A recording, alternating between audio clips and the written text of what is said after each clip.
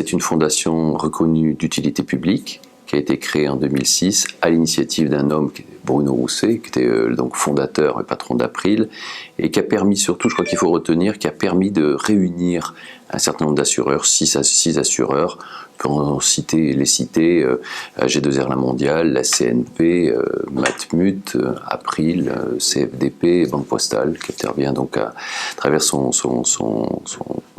assurance, et également évidemment Caisse des dépôts et consignations.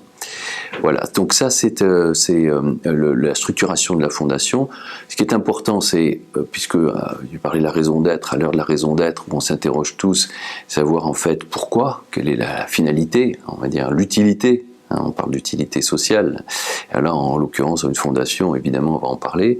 Le premier objectif a été d'accompagner des micro-entrepreneurs dans la création de leur entreprise et surtout pour les aider à travers la micro-assurance à pérenniser leur engagement dans l'entrepreneuriat. C'est-à-dire qu'au premier coup dur, la fondation, avec le concours donc, des parties prenantes que sont tous les assureurs qui y contribuent, à travers évidemment leur démarche RSE, peuvent aider le micro-entrepreneur à s'en sortir et à pérenniser son entreprise. Deuxième point, extrêmement important, c'est faciliter, permettre à ce micro-entrepreneur de créer son propre emploi. Ce sont des publics vulnérables, issus des minima sociaux, issus du handicap, des accidentés de la vie, qui ont du mal à s'insérer dans le circuit traditionnel donc de l'emploi salarié. Et c'est formidable de pouvoir, à travers aujourd'hui donc tout le mouvement de l'entrepreneuriat, permettre à ces personnes-là de réussir leur micro-entreprise, qui deviennent pour certains d'ailleurs de vrais success stories. On a de beaux exemples. Depuis plus d'une dizaine d'années, nous avons accompagné plus de 20 000 micro-entrepreneurs. Ce sont quand même, c'est pas encore assez. La fondation n'est pas encore assez connue, mais nous y travaillons. Et l'objectif, je voudrais insister là-dessus, l'objectif, c'est de faire de la Fondation Entrepreneurs de la Cité l'affaire de tous dans l'assurance. C'est pas l'affaire de quelques fondateurs, c'est l'affaire de tous. Et en tout cas, personnellement, j'y m'y suis engagé, j'y travaille, pas tout seul. Nous avons donc toute une équipe avec les membres fondateurs. Nous travaillons à ce que cette fondation soit reconnue par nos instances déjà professionnelles, par les pouvoirs publics. Elle l'est par définition reconnue d'utilité publique, mais en tout cas avoir un rayonnement supplémentaire dans les quartiers prioritaires de la ville, à travers donc toutes les expériences menées pour la création d'emplois des personnes vulnérables, mais aussi et surtout aujourd'hui par toute la communauté, toute la famille des assureurs qui doit à un moment ou à un autre apporter son soutien, parce qu'elle en recueillera les fruits en matière de reconnaissance de son utilité et en termes de fierté pour les collaborateurs.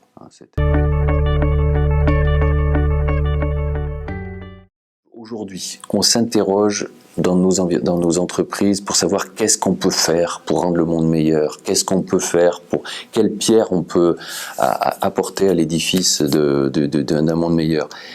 Nous avons à notre portée, à notre porte, nous avons donc des questions qui se posent en termes d'accès à l'assurance pour ces personnes donc en difficulté. Ben, allons-y. Et ça s'adresse aux compagnies, mais ça s'adresse également aux courtiers. J'espère arriver, notamment à nos amis des syndicats du courtage, arriver à les faire participer aussi à cet effort.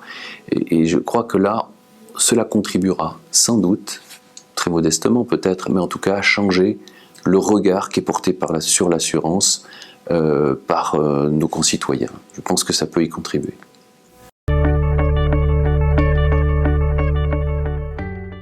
Alors déjà, c'est un dispositif concret qui existe avec des personnes qui sont là, qui sont physiquement, qui répondent, qui expliquent, qui font de la pédagogie, qui proposent ces offres. Ces offres sont construites par un certain nombre d'acteurs. J'en ai cité quelques-uns, donc on peut citer AG2R La Mondiale, CNP, CNARD, QBE, etc. Un certain nombre d'acteurs qui vont faire une sorte de trousse de première assurance avec une moyenne de prime qui est d'environ 308 € par an évidemment, si on ne comprend pas la décennale. Comment on y accède? Alors déjà, il faut peut-être qu'il y a encore à travailler sur l'accès et l'accessibilité, la notoriété. Il y a un site internet, il y a et surtout, ce sont les associations d'aide à la création d'entreprises, donc l'ADI avec le microcrédit, Initiative France, France Active, boutique de gestion, qui vont diriger ces micro-entrepreneurs qu'ils accompagnent vers la micro-assurance entrepreneur de la cité. Donc, comment ça marche? Écoutez, j'ai une idée, je veux créer mon entreprise, je suis accompagné par une association de microcrédit, je viens de le dire, l'association met en contact avec notre plateforme qui est à Lyon, et puis après on propose et on accompagne et on suit pendant une période d'environ 4 ans, pas plus. Pourquoi? Parce que l'important est de mettre le micro-entrepreneur dans le marché, c'est-à-dire qu'il est exclu, on le repositionne, on l'accompagne avec une assurance inclusive et par la suite, surtout, on lui permet d'accéder plus facilement aux assurances, aux solutions d'assurance traditionnelles. Cela démontre une nouvelle fois qu'on n'est pas en train de créer un produit concurrentiel au marché, mais on est véritablement au contraire d'aller chercher ces personnes qui sont non visibles pour la plupart du temps, invisibles, qui ne s'assurent pas.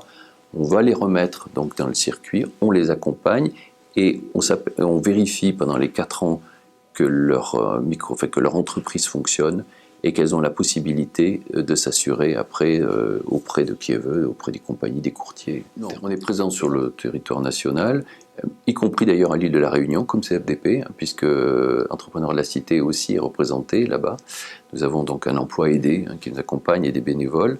Mais on est sur tout le territoire. Évidemment, c'est le fruit de l'histoire, beaucoup plus présent dans la région Rhône-Alpes, puisque c'est là que se situe le démarrage, et grande région parisienne, mais pas que, dans toutes les régions, dans l'ouest, dans le sud-ouest. Les perspectives sont nombreuses. Nous avons beaucoup d'objectifs, vous l'avez compris. C'est augmenter le rayonnement, la notoriété, c'est associer, c'est fédérer, c'est faire de la micro-assurance l'affaire de tous, évidemment, on l'a dit. C'est aussi participer, être un acteur reconnu et de façon dans un environnement élargi, celui aujourd'hui de la création d'emplois, de l'accompagnement de l'accès à l'assurance, comme nous, on participe aussi à l'accès aux droits. Donc c'est participer à des colloques, c'est participer à des conventions, donc une prise de parole, la convention de rentrée de Roham, qui est devenu un partenaire donc actif.